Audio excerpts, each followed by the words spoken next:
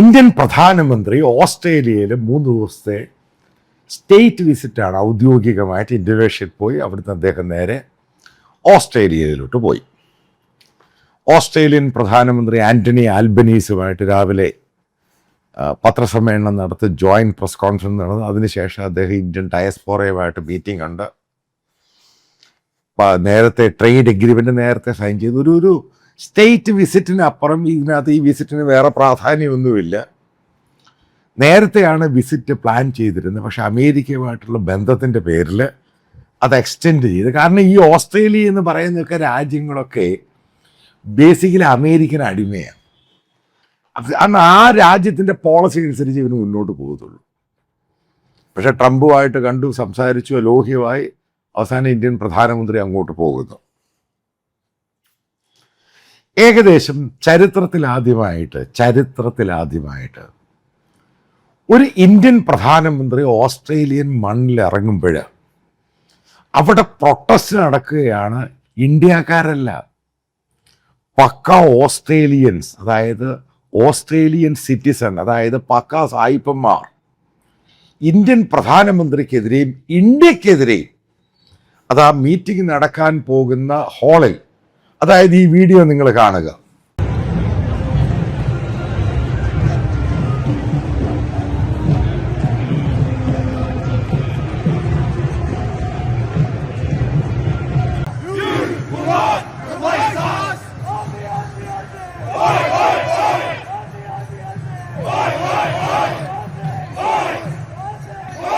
അവിടെ കൃത്യമായിട്ട് സോഷ്യൽ മീഡിയയിലും അവിടുത്തെ മീഡിയയിലും ഇന്ത്യൻ പ്രധാനമന്ത്രിക്കെതിരെയും ഇന്ത്യക്കെതിരെയും അതായത് പ്രതിഷേധം നടക്കുന്നു. അവർ പുറത്ത് പറയുന്ന ആൻറ്റി ഇമിഗ്രേഷനാണ്. പക്ഷേ ആൻറ്റി ഇമിഗ്രേഷൻ അല്ല അവിടുത്തെ ഇഷ്യൂ. കാരണം ഓസ്ട്രേലിയൻ കമ്മ്യൂണിറ്റിയിൽ ഇന്ത്യൻ കമ്മ്യൂണിറ്റിയുടെ കാരണം അവരുടെ വളരെ വർഷങ്ങളായിട്ടുള്ളതാണ്.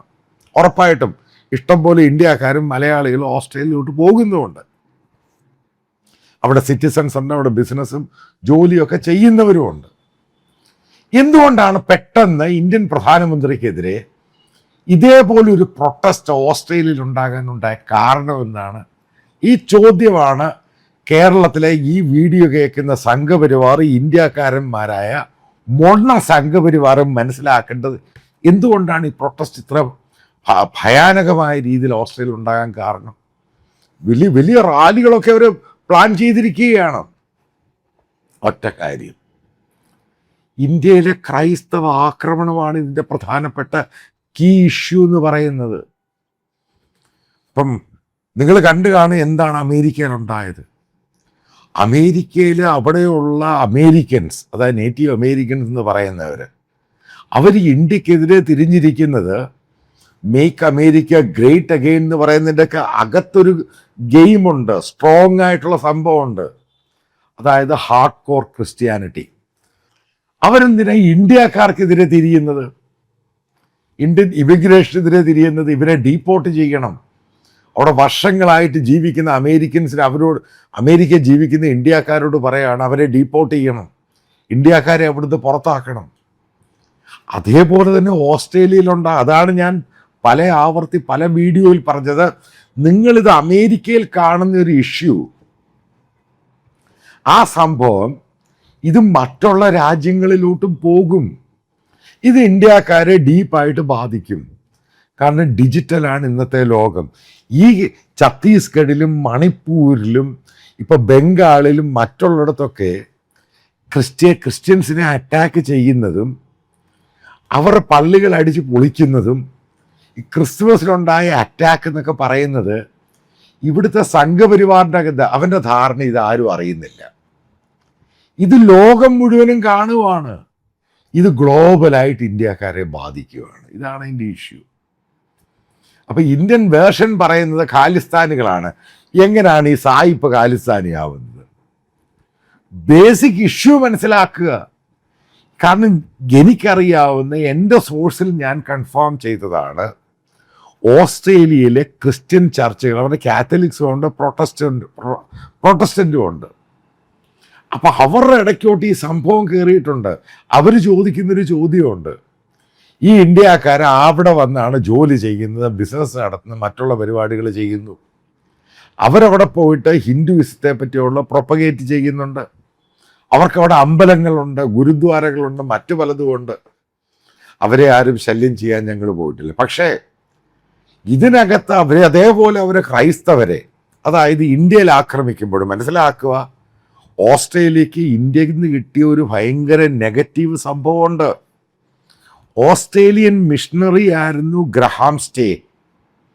അപ്പം അദ്ദേഹം ഈ ഒറീസയിൽ, അതായത് കുഷ്ഠരോഗികൾക്ക് വേണ്ടി അയാൾ റീഹാബിലിറ്റേഷൻ പരിപാടികൾ നടത്തിയ അദ്ദേഹത്തെ ഇവിടുത്തെ സംഘപരിവാറിൻ്റെ അനുകൂലികളാണ് അയാളെ കൊന്നത്, അയാളുടെ കുടുംബത്തെ കാറിനകത്തിട്ട് കത്തിച്ച് കളഞ്ഞത്. ഇതൊക്കെ ഇപ്പം വലിയ ചർച്ചയായിട്ടങ്ങ് മാറി ഓസ്ട്രേലിയയിൽ. ആലോചിച്ച് നോക്കൂ, ഒരു ഇന്ത്യൻ പ്രധാനമന്ത്രിയാണിത് നേരിടുന്നത്.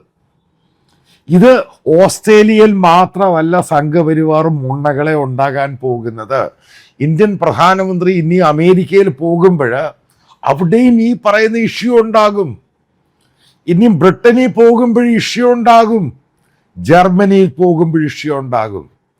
പഴയ പോലെ ഇന്ത്യൻ ഡയസ്പോറ പഴയ പോലെ പരിപാടികളൊന്നും ഇനി നടത്താൻ വലിയ പാടായിരിക്കും. കാരണം ഇന്ത്യക്കാരെന്ന് പറയാൻ ആൾക്കാർക്ക് പേടിയായിരിക്കും. നമ്മൾ പ്രൈഡോട് ഇന്ത്യക്കാരെന്ന് പറഞ്ഞിരുന്നവരാണ്, ഉറപ്പായിട്ടും അതിന് മോദി ഒരു കാരണക്കാരൻ തന്നെയാണ്. ഇനി നമുക്ക് ഭയമുണ്ടാകും. ആ ഭയത്തിലോട്ട് കാര്യങ്ങൾ കൊണ്ടുപോയത് ഇന്ത്യയിലുണ്ടായ ക്രിസ്ത്യൻസിനെതിരെയും മുസ്ലിംസിനെതിരെയുള്ള ഇഷ്യൂ ആണ്. കാരണം ആ ചെയ്യുന്നവരുടെ പാർട്ടി തന്നെയാണ് ഇന്ത്യ ഭരിക്കുന്നത്. അവരവിടെയുള്ള സോഷ്യൽ മീഡിയയിൽ അവിടുത്തെ മീഡിയ ചോദിക്കുന്നുണ്ട്, ഇത്രയും പ്രശ്നങ്ങൾ ഇന്ത്യയിലുണ്ടായിട്ട് ഇന്ത്യ ഭരിക്കുന്ന മോദിക്ക് എന്തുകൊണ്ട് ഇത് കൺട്രോൾ ചെയ്യാൻ കഴിയുന്നില്ല? ചോദ്യത്തിന് പ്രസക്തിയുണ്ട്. ഒന്നും ചെയ്യാൻ പറ്റുന്നില്ല. ഇതിങ്ങനെ വാല സംഭവം ഇങ്ങനെ നടന്നുകൊണ്ടിരിക്കുകയാണ്. ഓരോ സ്റ്റേറ്റുകൾ ഓരോ നിയമങ്ങൾ കൊണ്ടുവരുന്നു. അതായത് BJP ഭരിക്കുന്ന സ്റ്റേറ്റുകൾ ഓരോ നിയമങ്ങൾ കൊണ്ടുവരുന്നു, ഓരോ ദിവസം നിയമങ്ങൾ കൊണ്ടുവരുന്നു. പല ആൾക്കാരെയും കള്ളക്കേസിൽ കുടുക്കുന്നു. ബുൾഡോസർ ഉപയോഗിച്ചിട്ട് ക്രിസ്ത്യൻസും മുസ്ലിംസും താമസിക്കുന്നുണ്ട് ഇടിച്ചു കൂരാക്കളയുന്നു. ഇതൊക്കെ ഈ പല ജനാധിപത്യ രാജ്യമാണ് ഓസ്ട്രേലിയ എന്ന് പറയുന്നത്. അവിടെ പ്രൊട്ടസ്റ്റ് നടത്താൻ പരിപാടികൾ ഇവിടുത്തെ പോലീസ് പോലെ പിടിച്ചെടുത്തുകൊണ്ട് പോകത്തൊന്നുമില്ല. കാരണം അവർക്കതിനുള്ള പരമാധികാരമുണ്ട്. ആ സ്റ്റേജിലും നടത്താം, അവർക്കത് നടത്താൻ പറ്റും. അവിടുത്തെ മീഡിയ ഇത് കവറേജ് കൊടുക്കുന്നുണ്ട്. അവിടുത്തെ ക്രിസ്ത്യൻ മീഡിയ ആണെങ്കിൽ ഭയങ്കരമായിട്ടാണ് അറ്റാക്ക് ചെയ്യുന്നത്. ഉറപ്പായിട്ടത് ഇന്ത്യക്കാരെ ഫ്യൂച്ചറിൽ ബാധിക്കാൻ, ഫ്യൂച്ചറിലല്ല ഇപ്പം തുടങ്ങിയത് വലിയ രീതിയിൽ ബാധിക്കും. ഇന്ത്യൻ ബിസിനസ് സ്ഥാപനങ്ങളെ ബാധിക്കും, മറ്റുള്ളതിനെ ബാധിക്കും. ഈ പറയുന്ന ഇന്ത്യക്കാരവിടെ പൊളിറ്റിക്സിലുണ്ട്, അവരുടെ ഫ്യൂച്ചറിനെ ബാധിക്കും. ഇതാണ് മണ്ടത്തരം ഇവിടെ കാണിക്കുന്ന. ഇവിടെ നിങ്ങൾ അടിക്കുകയാണെങ്കിൽ അവിടെ കിട്ടും. അത് അമേരിക്കയിലുണ്ടായി, ഇപ്പോൾ ഓസ്ട്രേലിയയിലുണ്ടാകും. ഇതാണ് സ്ഥിതി. ഇതിനാരാണ് ഉത്തരവാദി? ഇതാണ് ഈ പറയുന്ന സംഘപരിവാറിൻ്റെ പല ആൾക്കാർക്കും കാര്യങ്ങൾ മനസ്സിലാകുന്നില്ല. അവരുടെ ധാരണ ഇതൊക്കെ നടത്തിക്കഴിഞ്ഞാൽ സംഭവം അങ്ങ് വലിയ സംഭവമായി മാറും. ഇത് അവരുടെ കൺട്രോളിലൊന്നും അല്ല. ഒരു കാരണവശാലും ഇത് കൺട്രോളിലാക്കാനും പറ്റത്തില്ല. ഇതാണ് പറയുന്ന ഗ്ലോബൽ രാജ്യങ്ങൾ ഇന്ത്യക്കെതിരെ നടപടിയെടുക്കാൻ പോലും സാധ്യതയുണ്ട്. അവിടുത്തെ റിലീജിയസ് കമ്മീഷൻ്റെ റിപ്പോർട്ട് തന്നെ കാരണമാണ്. അതിനകത്ത് കൃത്യമായിട്ട് പറയുന്നുണ്ട് RSSനെ RAW ബാൻ ചെയ്യണം. ഇത് ലോകം മുഴുവനും ഡിസ്കഷൻ പോയിന്റിലോട്ടങ്ങ് മാറി. കാരണം പിന്നെ എന്താണ് ഇന്ത്യയിൽ റിലീജിയസ് ഫ്രീഡം എന്ന് പറയുന്നത്? ഒരു ജനാധിപത്യ രാജ്യമാണെന്ന് ഇന്ത്യ പറയുന്നു. പക്ഷെ ജനാധിപത്യമാണെങ്കിൽ ആ മനുഷ്യന് ജനാധിപത്യ ബോധത്തോടുകൂടി മുന്നോട്ട് പോകാൻ പറ്റുന്നില്ല. ഇവിടെയാണ് മോദി ഫെയിലിയറായത്.